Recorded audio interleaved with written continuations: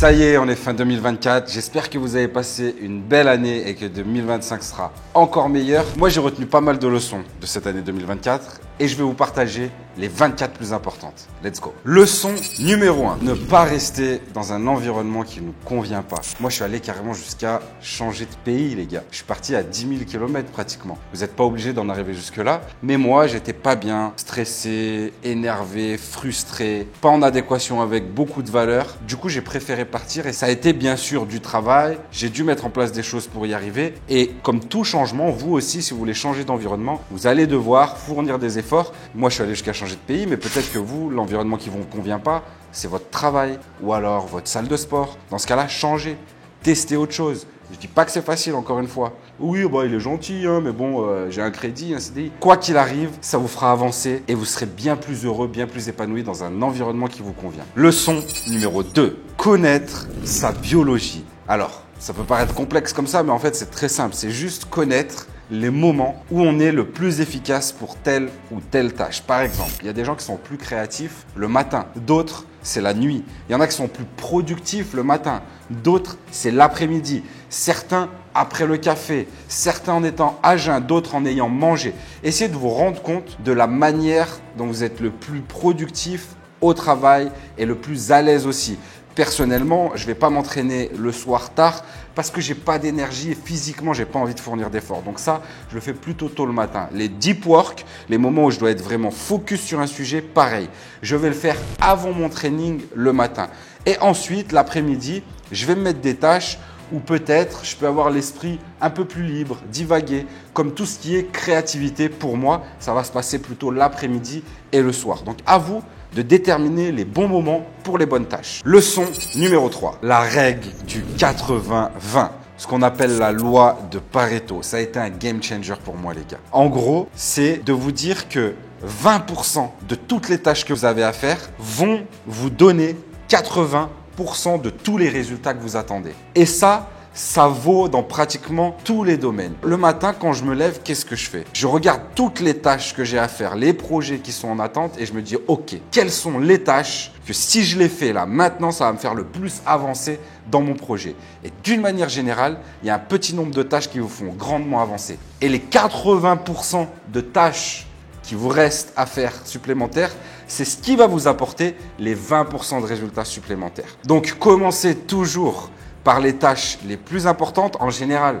Ce n'est pas celles qu'on a envie de faire, mais c'est celles qui nous amènent vers nos objectifs le plus vite possible. Leçon numéro 4, et je me rends compte que je ne pourrai pas faire ça jusqu'à la fin de la vidéo, j'ai que 10 doigts. Arrêtez de faire 50 000 projets à la fois. C'est une force de vouloir faire plein de choses, mais on s'est rendu compte avec PJ, avec l'expérience, que d'avoir 50 000 projets à la fois, tu fais rien de bien, tu n'es jamais focus correctement sur un projet, tu te sens submergé par les tâches qu'il y a à faire, ça paraît insurmontable, alors que si vous focalisez sur 2 ou 3 projets, vous allez les faire bien, vous allez avoir un bon focus, vous allez surtout vous sentir épanoui dans la vie et ne pas vous laisser submerger par les tâches qu'il y a à faire. Et faites-moi confiance, au final, à la fin de l'année, vous aurez réalisé beaucoup plus de projets, ils auront été jusqu'au bout et ça sera bien réalisé. Leçon numéro 5. Et là, ça a été un game changer, encore une fois, pour moi, la règle des 2 minutes. Tous les matins, quand je vois la liste de tâches que j'ai à faire, je réalise toutes celles qui peuvent être réalisées en moins de 2 minutes. Souvent, c'est dans mes mails ou dans les petites tâches du quotidien. Si ça dure moins de 2 minutes, je le fais tout de suite et vous allez voir que votre liste de choses à faire va diminuer d'un coup. En quelques minutes, quelques dizaines de minutes, vous pouvez réaliser beaucoup de ces tâches-là. Et ça va vous booster pour la journée parce que vous vous rendez compte, putain, j'ai déjà fait ça. Allez, let's go, je continue. Leçon numéro 6. Acceptez que vous avez que 24 heures dans une journée. Ça ne veut pas dire vous reposer sur vos lauriers, mais c'est juste on ne peut pas tout faire en même temps et on a tous envie de faire plein de choses. Moi, je suis arrivé à l'île Maurice, je me suis dit, OK, je vais avoir plus de temps parce que je suis moins dans les transports, je m'organise mieux dans ma vie, les enfants prennent le bus pour aller à l'école, etc. Il y a plein de projets que j'ai mis en stand-by justement pour être focus sur ce que j'ai à faire. Du coup, je vais pouvoir faire de la muscu, du paddle, du MMA, je vais faire de la plongée, de la méditation, du yoga. Bref, je me suis vite rendu compte que ce n'était pas possible. Et du coup, je garde mon focus sur ce qui m'apporte le plus de résultats, la muscu, et sur un autre sport plaisir, le padel. Et quand j'aurai de temps, quand j'aurai plus de temps, eh ben, j'ajouterai une autre activité et j'irai progressivement. Leçon numéro 7. Si quelque chose ne comptera plus ou n'aura plus aucune importance dans 5 ans, alors ça vaut pas la peine d'être contrarié plus de 5 minutes sur le sujet. Et à chaque fois que vous êtes énervé, à chaque fois que vous êtes contrarié, à chaque fois que vous avez le seum, dites-vous, ok, est-ce que dans 5 ans, ça aura de l'importance? Est-ce que je vais me souvenir de ça? Est-ce que je m'en foutrai? Si c'est le cas, alors passez à autre chose. Et essayez vraiment à chaque fois que vous êtes énervé de faire un pas de retrait, d'avoir ce recul-là. Leçon numéro 8. Utiliser les bons outils vous fait gagner un temps précieux. Utiliser les bons outils, c'est être plus productif, c'est être plus organisé, c'est avoir une vision plus claire. Et moi, je faisais vraiment partie des gars freestyle. Je suis un travailleur, j'ai une certaine organisation dans le bordel, mais en fait, c'est ce que j'avais l'impression.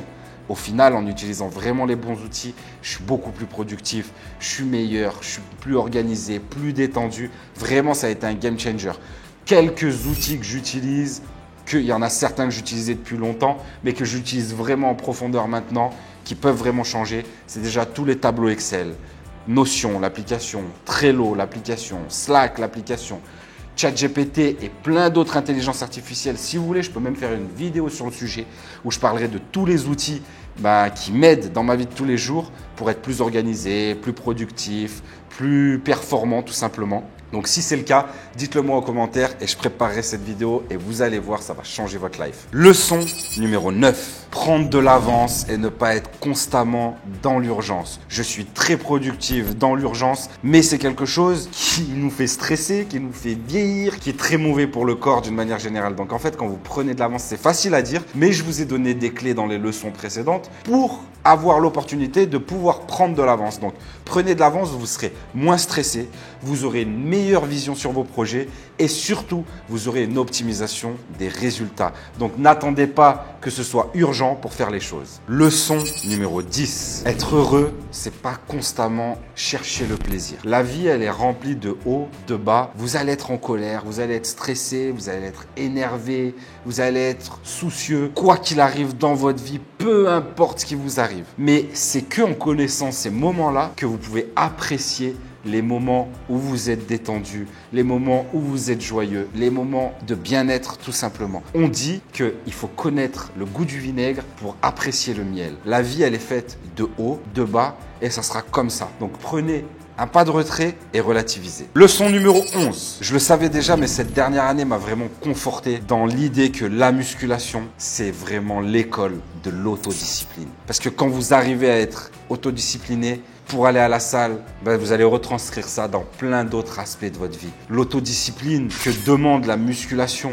le fait de goûter à l'effort, attendre les résultats, le fait de faire des choses qui nous font mal, de devoir être organisé, de devoir contrôler. Toutes ces valeurs que la musculation nous apporte sont des choses qu'on va retranscrire dans notre vie de tous les jours pour monter des business, pour être entreprenant, pour être confiant, etc. Leçon numéro 12. Toujours se pousser à tester de nouvelles choses, nouvelles expériences, nouvelles aventures, nouveaux plats au restaurant. Et ça, c'est des petites choses qui vont rallonger votre vie. Je vais vous expliquer comment. Je vais vous donner 2 exemples. Moi, quand je vais au resto, je change toujours le plat que je vais prendre, même s'il y a un truc que j'adore. Ça m'arrive, comme tout le monde, de remanger quelque chose que j'aime bien, mais d'une manière générale, j'essaie de varier et de tester des trucs que je connais pas, d'aller vers l'inconnu. Deuxième exemple, je cours toutes les semaines avec mon chien. Il y a un parcours qui est magnifique et pour autant, je change de parcours à chaque fois pour ne pas être dans la routine, dans ces petites habitudes. Quand je vous disais que ça vous fait vivre plus longtemps, en fait, quand vous faites exactement la même chose à chaque fois, vous allez mettre votre mémoire en cache. Vous avez moins de mémoire. Et donc, le temps passe plus vite. C'est prouvé scientifiquement. Au contraire, quand vous changez des petites habitudes, des petites choses, ça vous demande d'avoir plus de mémoire. Et là, vous avez l'impression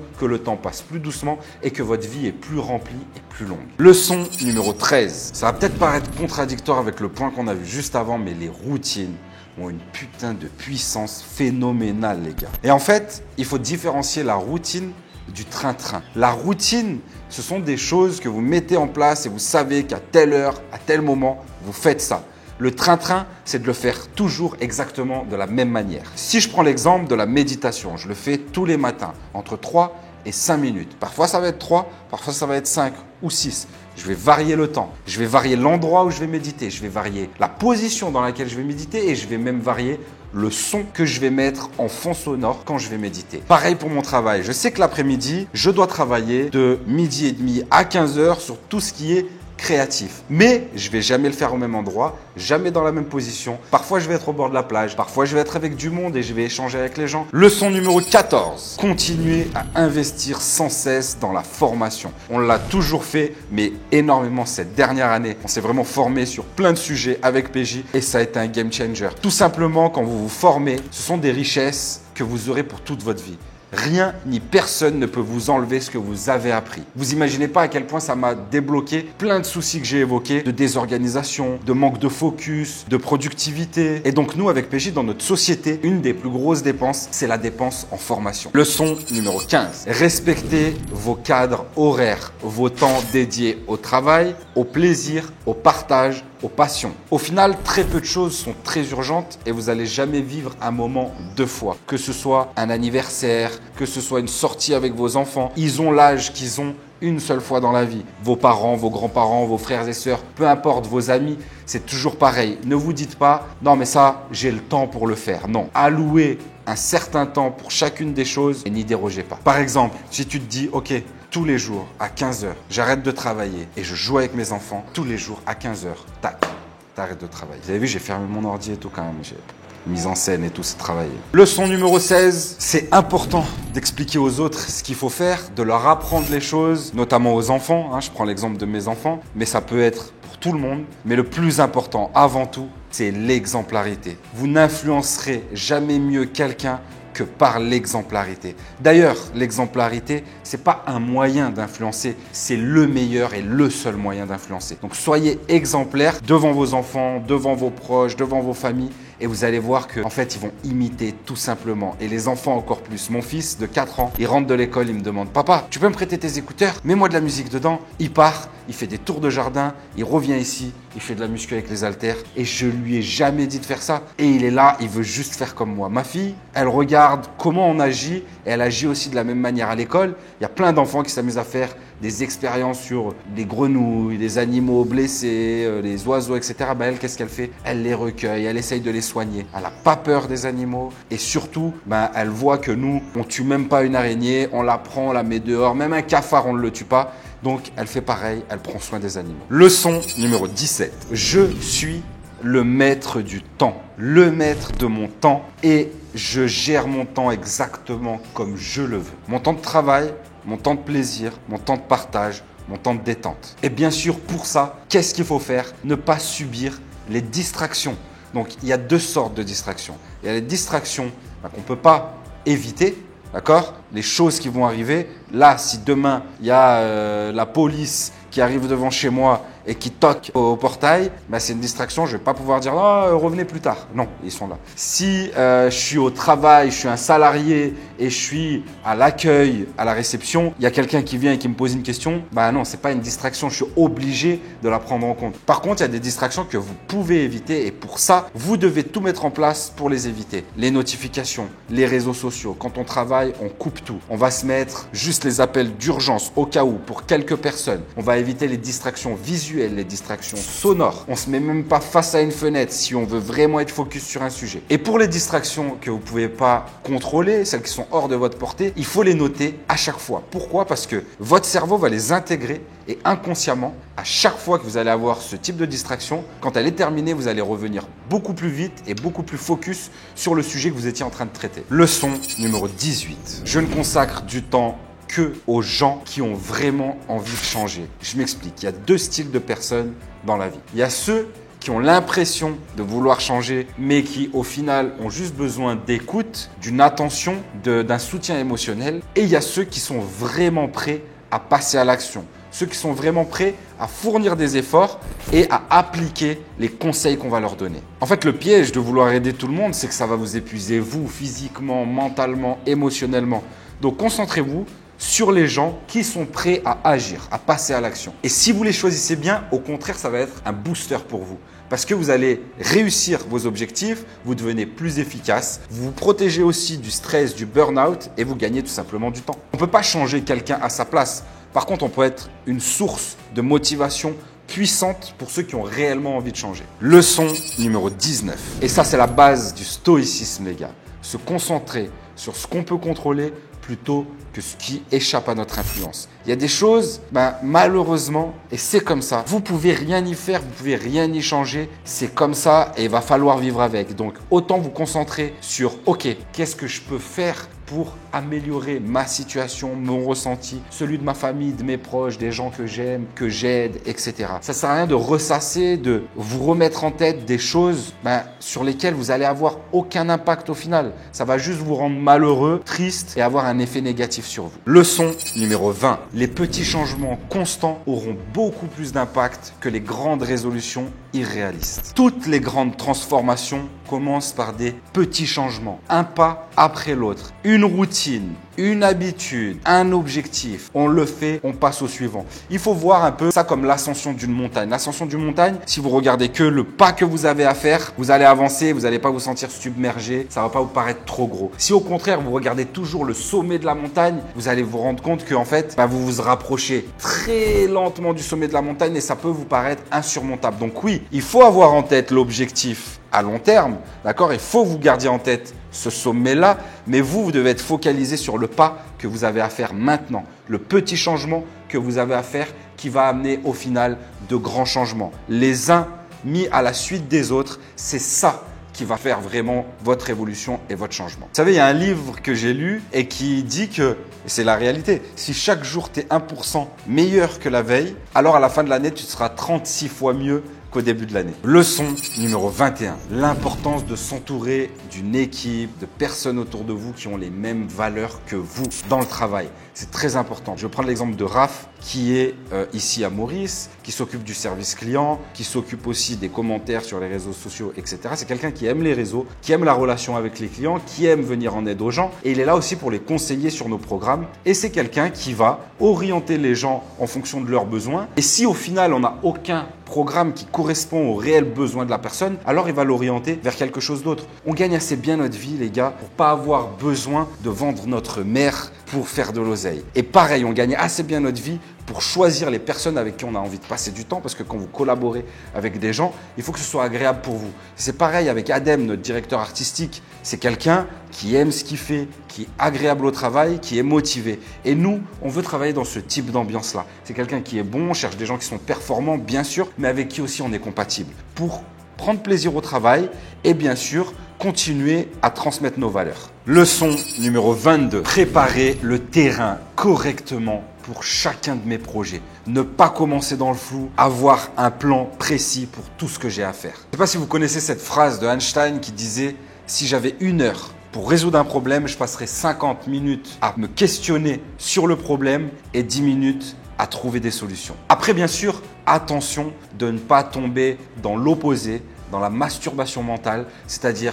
l'accumulation d'informations, consommer, attendre que toutes les étoiles soient alignées et ne jamais passer à l'action. Leçon numéro 23. Alors ça va peut-être vous paraître bateau, mais je m'en suis rendu compte cette année encore plus qu'avant. Ne croyez pas tout le monde. Ne faites pas spécialement confiance aux gens et surtout, tous ceux qui étalent leur réussite, tous ceux qui étalent leurs compétences, c'est des gens qui ne sont pas vraiment à l'aise et qui ont à un moment donné un complexe d'infériorité. Vous savez, on dit que l'argent, c'est comme la confiture. Moins t'en as, plus tu l'étales. Et tous les mecs les plus successful, qui réussissent dans plein de domaines ou même qui sont ultra talentueux, ils n'ont pas besoin de le mettre en avant, ils n'ont pas besoin d'en parler. Dernière leçon, leçon numéro 24. L'herbe n'est pas plus verte chez le voisin. Ou alors, c'est qu'il a vraiment mieux arrosé. Pour revenir, c'était nul.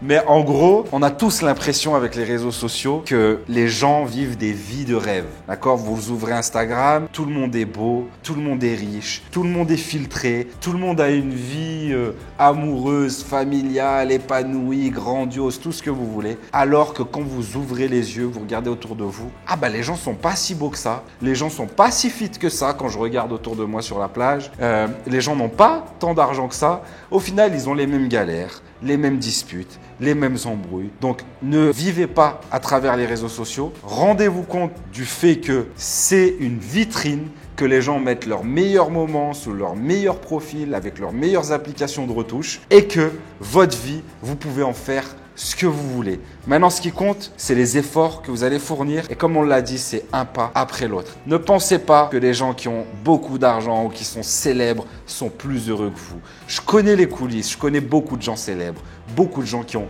énormément d'argent. Et ça ne fait pas tout. L'argent, ça vous aide à être libre. Ça vous aide à faire plein de choses. On ne va pas se mentir. La célébrité, bon, ça peut donner des avantages. Mais vraiment, ça apporte pas grand-chose. Plus d'inconvénients qu'autre chose. Je ne parle pas en connaissance de cause. Hein. Avec moi, avec ma petite notoriété, j'ai pas ces problèmes-là. Mais d'une manière générale, ce qui fait un homme heureux, c'est qu'il est équilibré. Qui sait travailler sur tous les aspects de la vie, qui vont faire qu'il se sentira bien dans son corps. La santé, avant tout, sport, nutrition, performance, sommeil, lifestyle. Le business, pour pouvoir dormir sur ses deux oreilles, être serein, ne plus avoir à compter sur quelqu'un, à être dépendant de quelqu'un. Et bien sûr, les relations pour être épanoui au sein de votre famille, avec vos amis, pour être confiant, pour avoir un certain charisme, une certaine aura, etc. Bref, c'est l'équilibre qui fera de vous quelqu'un d'heureux. Voilà, j'espère en tout cas que mes conseils vous serviront. Dites-moi dans les commentaires d'ailleurs lequel vous avez trouvé le plus pertinent et vous allez appliquer tout de suite. Moi, je vous conseille d'appliquer les 24, quoi qu'il arrive, et surtout de vous abonner à la chaîne YouTube parce qu'on va sortir beaucoup de vidéos sur ces mêmes thèmes où on va essayer vraiment de vous aider à vous développer sur tous les aspects que j'ai évoqués. C'était Alex, on se retrouve en 2025